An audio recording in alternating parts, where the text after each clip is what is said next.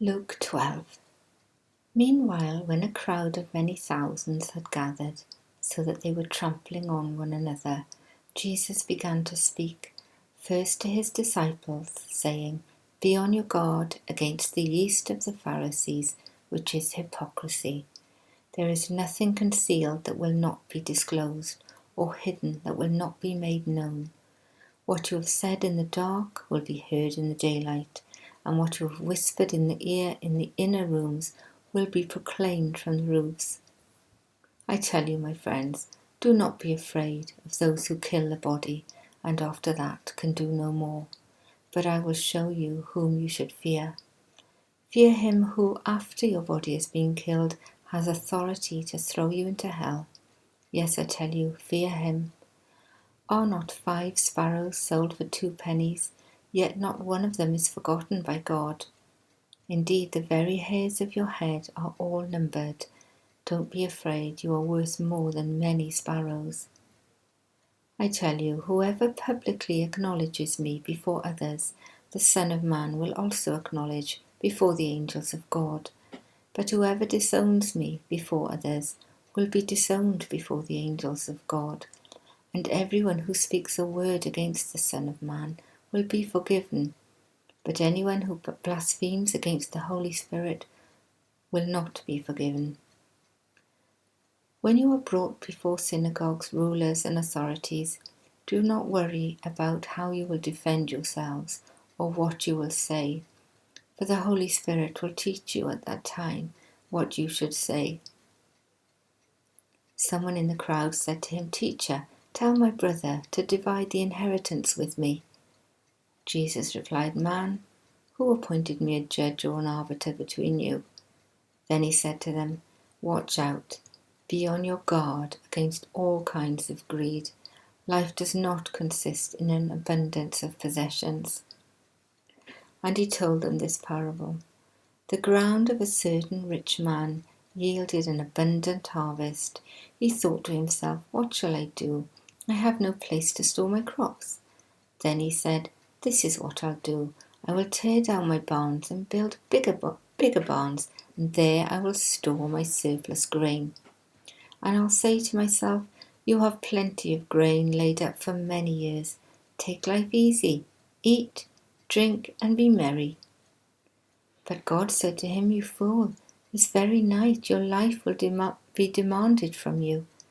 And then who will get what you have prepared for yourself?"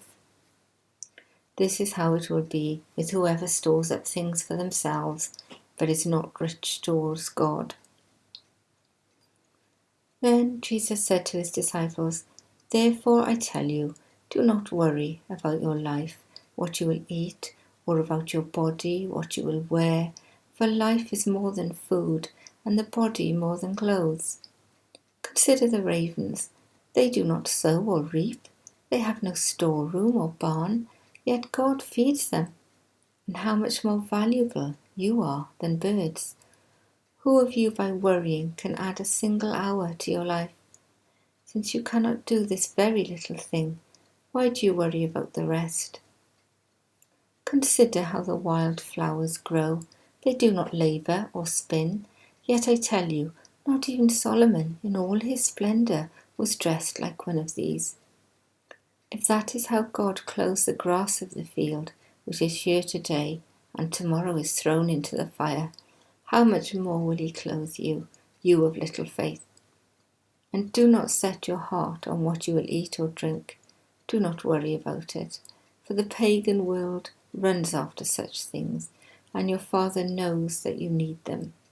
But seek his kingdom, and these things will be given to you as well. Do not be afraid, little flock, for your Father has been pleased to give you the kingdom. Sell your possessions and give to the poor.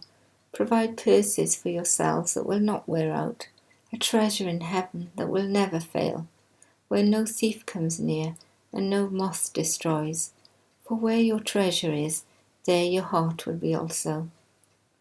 Be dressed, ready for service, and keep your lamps burning, like servants waiting for their master to return from a wedding banquet, so that when he comes and knocks, they can immediately open the door for him.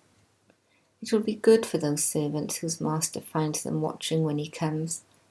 Truly, I tell you, he will dress himself to serve, and will have them recline at the table, and will come and wait on them. It will be good for those servants whose master finds them ready, even if he comes in the middle of the night or towards daybreak.